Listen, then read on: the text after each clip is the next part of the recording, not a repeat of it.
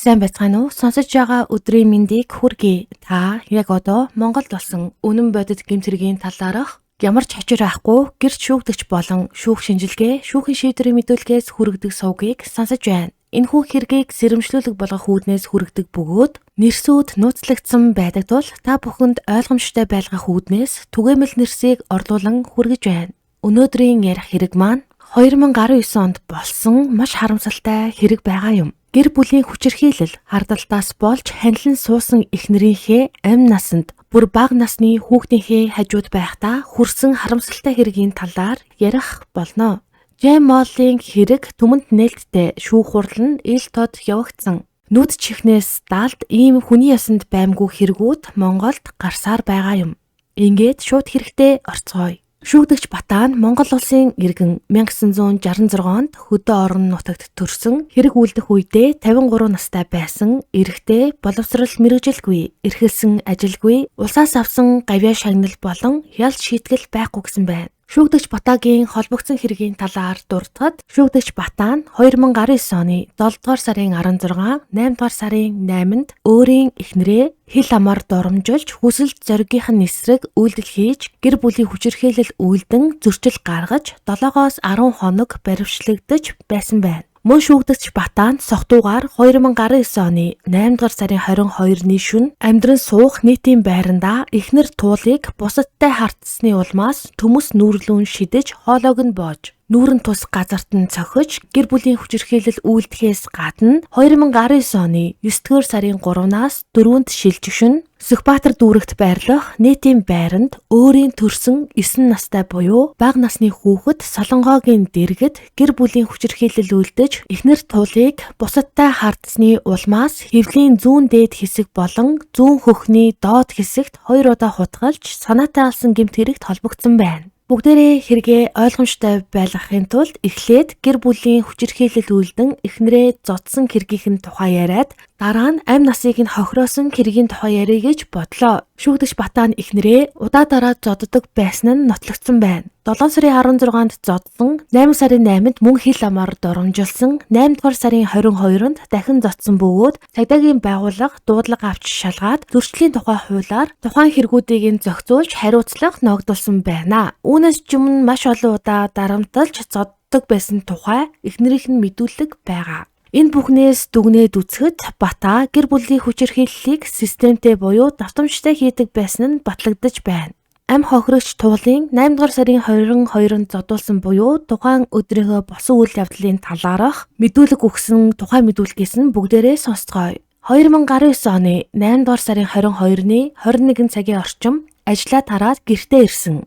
Тэгээд байж байгаад айлаас очиж виза карта авчгаад ирье гэж нөхөр болох Батаад хэлсэн чинь намайг явуулахгүйгээд ууралсан. Тэгээд байж байгаад би хамт явна гэж хэлэхээр нь тгий гэсэн чинь Батаа оройтчихлоо гэд явахгүй гэсэн. Тэгэхээр нь би чи яах гэж намайг дандаа хорж цагддаг юм гэсэн чинь гадаагарч яхандах гээд байгаа юм уу гэд над руу төмөс аваад шидчихсэн чинь хамар доноод хамарнаас цус гарсан. Тэгээд байж байгаад шууд миний хоолойг боогоод нүүрэн тус газар нэг удаа цогчхоод гараад явсан. Гарахдаа гэрийн хаалгаа гаднаас нь түгжээд явсан. Би гэртээ байж байгаад орилоод хаалгаа түлгсэн чинь онгойчсон. Коридорт гарсан чинь манай нийтийн байрны 10 тоот өрөөнд байдаг эмэгтэй "Игчээ, та цагдаа дуудаач" гэж хэлсэн. Би "Надад утас байхгүй, нөхөр аваад явчихсан" гэж хэлсэн чинь би "Цагдаа дуудлага өгье" гээд цагдаад дуудлага өгсөн. Цагдаа ирэх үед манай нөхөр ирээгүй байсан. Цагдаа ирээд байхгүй байна. Жоохон байж байгаад буцаад ирээгээд явсан.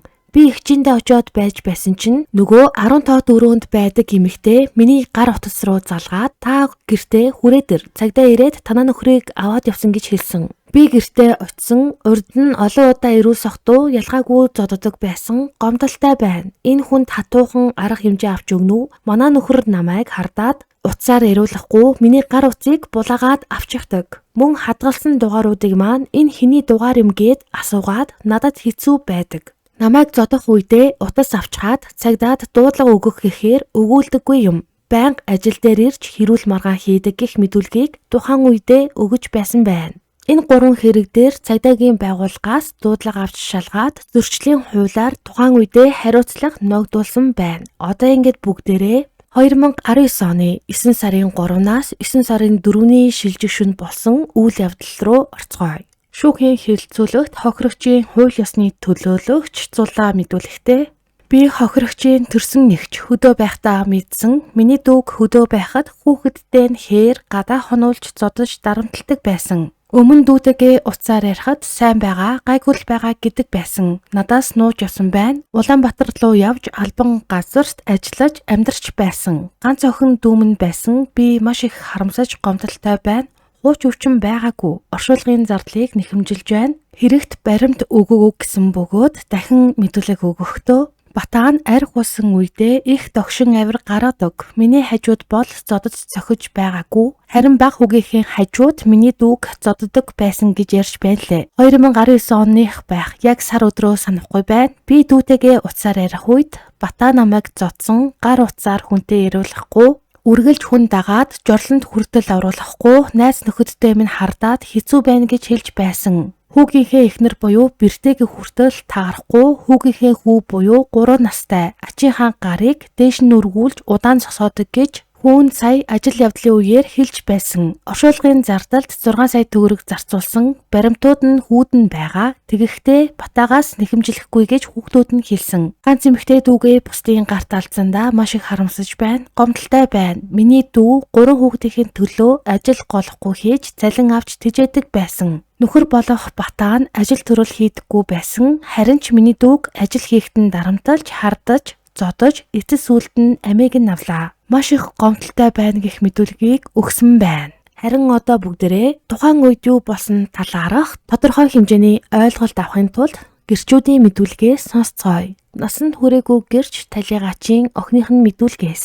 Би унтаж байсан чинь хаалга нүтсэн. Тэгэхэр нь би сэрсэн, ээж туул нь босоод хаалга дотроос нь онгойлгоход аав Батаа нь жаахан халамцуу ганцаараа орж ирсэн. Ээж аав хоёр хоорондоо хэрэлдээд байсан. Ээж болохоор аавыг үгсэндээ архиугаад байгаа юм. Архичин чинь гэж хэлэхэд аав чи дарагтайгаа уцаар ирдэг, уцаа аваад ир гэж хэлсэн. Тэгсэн чинь ээж зайл хүүрээ гэж хэлэхэд аав тогоондоор байдаг авдран дотроос хар иштэй хутга аваад ээжийн гидс орчимд нь 3 удаа хутганыхаа ишээр чичлээд байсан. Гэхдээ тэр үед бол хутга ороогүй. Тэгж байснаа хутгаа эргүүлээд хутганыхаа үзүүрээр ээжийн хөвлийн орчимд хутгалсан. Тухайн үед ээж газарт гудсан дээр зогсож байсан. Би аав болооч гээд өгөөд очтол аав миний цээж рүү түлхээд унгаасан. Тэгээд аав шууд гараад гүйсэн. Ээжээс цус гараад гараараа дараад юм түшээд аавын араас гарсан. Тэгснээ шууд ээж минь коридорт унжсан. Аав гарч гүйгээд орж ирээгүй. Дээд давхрын эгч Минжээ орж ирээд амьсгаатай байна. Дээшээ гараад уцаа аваад ирээ. Цагдаа түргэн дуудана гэд дээшээ гарсан гэх мэдүүлгийг өгсөн байна.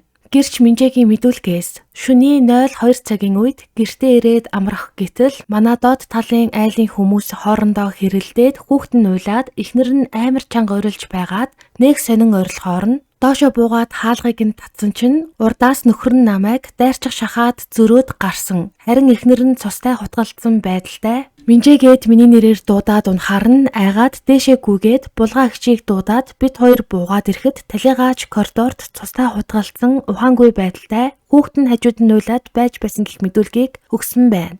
Гэрч золбоогийн мэдүүлгээс би яг цаг хараагүй бөгөөд шөнө 03-аас 04 цагийн орчим хэрүүл маргаан эхлээд удалгүй 10-аас 20 минутын дараа аллаа ам авраараа гих дуу гараад доошо буухад талигаач коридорт цус алдсан байдалтай хэвцэн. Хүүхэд нь уйлсан байдалтай агсан тавиад байсан залуу алга болсон байсан. Талигаачийг ямар хүн хутгалсныг би өөрөө яг хараагүй бөгөөд хүүхэд нь аав ээжийг хутгалсан гэд уйлж байсан гэх мэдүүлгийг өгсөн байна. Гэрч булгаагийн мэдүүлгээс шөнө 04 цагийн орчим унтаж байхад дээд айлын Минжээ гэх эмэгтэй намайг хаалга цохиж дуудаж сэрээсэн.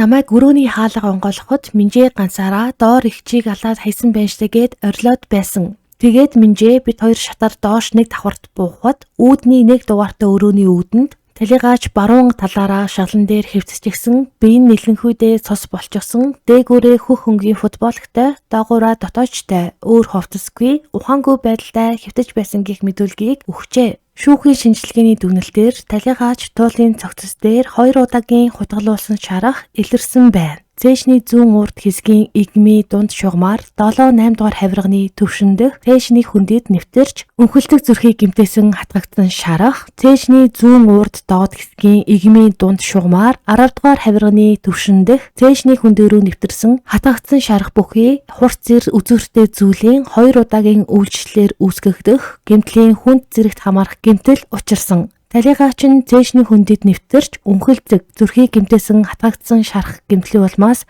нас барсныг тогтоосон байна.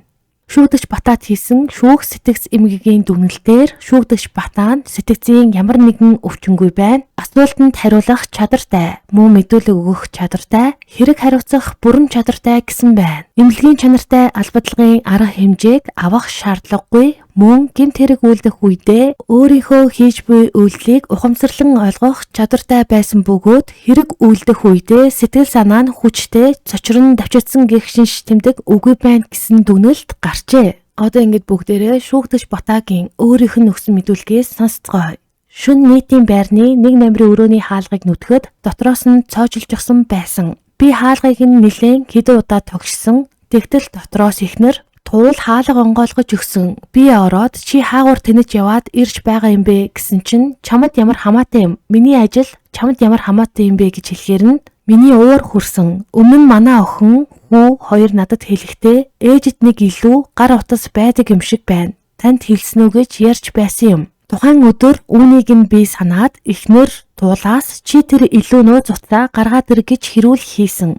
Тэгсэн өөдөөс чамд ямар хамаатай юм гэд хэрүүл өдөөд байсан. Тэгэхээр нь би тогооны тавирны доод талаас хар ирштэй хутга аваад эхнэр туулын зүүн талын хөхний орчимд хутганыхаа үзүүрээр хатгасан. Тэгээд л би шууд хутгаа хаяад гараад гүйсэн. Би 4 хоног орчим гадуур явж байгаад 2019 оны 9-р сарын 7-ны өдөр нийтийн байранда такси барьж ирээд цагдаа нарт баригдсан. Би эхнэрийгээ хутгалснаа мэдээд л шууд гараад гүйсэн. Манай эхнэрч тухайн үед чи намайг хутгалж халаа штэ гэж хэлсэн. Би эхнэрийгээ хардцдаг байсан. Урд нь би хаяа эхнэр туулд гар хүрдэгл байсан. Сүүлдээ бүр тэнээд үзэгдэхээ байсан. Хүний үгэнд орхоо байсан гэх мэдүүлгийг тухайн үедээ өгч байжээ. Шүүх Батагийн хэрэг дээр бүх нотлох баримтыг хянаад мөрдөн байцаалтын шатанд шаардлагатай бүх ажиллагааг хийгдсэн гэж үзжээ. Тэрээр эхнэрээ удаа дараа дарамталж хүчирхийлсний эцэст хутгалж амь насыг нь хохироосон тогтоогдсон. Иймээс Батагийн үйлдэлийг эрүүгийн хуулийн 11-ийн 2 дугаар хэсгийн 2-8 буюу гэр бүлийн хүчирхийлэл үйлдэж алсан гэмт хэрэг гэж үзэн түүнийг буруутайд тооцжээ. Шүүх түүнд 17 жилийн хугацаатай хорих ял оноосон бөгөөд энэ ялыг хаалттай хорих ангид илүүлэхээр шийдвэрлсэн юм. Урьд цагдан хоригдсон 130 хоногийг энэ ялд нь оруулан тооцсон байна. Хохирогчийн тал оршуулгын зардлыг нэхэмжилсэн боловч баримт бүрдүүлээгүй учраа хэлэлцэлгүй орхисон. Харин иргэний хэрэг шүүхээр жиж нэхэмжлэх эрх нь нээлттэй үлдсэн. Мөн хэрэгт эд мөрийн баримтаар хураагдсан CD-г хавцарган үлдээж хэрэгт ашиглагдсан хар өнгийн хуванцар ирштэй хутгийг шүүхийн тогтоол хүчин төгөлдөр болмогц устгахаар шийдвэрлсэн байна. Эцэст нь тогтоолыг уншиж сонсгосноор хүчин төгөлдөр болох бөгөөд талууд 14 хоногийн дотор давж заалдах эрхтэй гэжээ. Өөрийгөө хамгаалах хамгийн том алхам бол дуугүй нуухгүй байх бөгөөд нууцлаад байвал хүчирхийлэл улам дамжирдаг. Энэ хэргийн сургамж бол хүчирхийллийг анханаас нь төвчгүй байх, нэг удаагийн алгадах, загнах, доромжлох нь дараагийн ноцтой гэмт хэргийн дохио болдог. Ингээд энд хүрээд энэ хэрэг маань дуусаж байна. Та бүхэн суугаад дагаагүй байгаа бол суугаад дагаад хажууд нь байх хонхыг идэвхжүүлээрэй. Хажууд нь байх хонхыг идэвхжүүлснээр та бүхэн дараагийн дугаарыг цаг алдалгүй хүлээн авах болно. Сувгтаа нэгдэж урмын үг илгээдэг сонсогч та бүхэндээ баярлалаа. Дараагийн дугаараар уулзтлаа. Түр баяртай.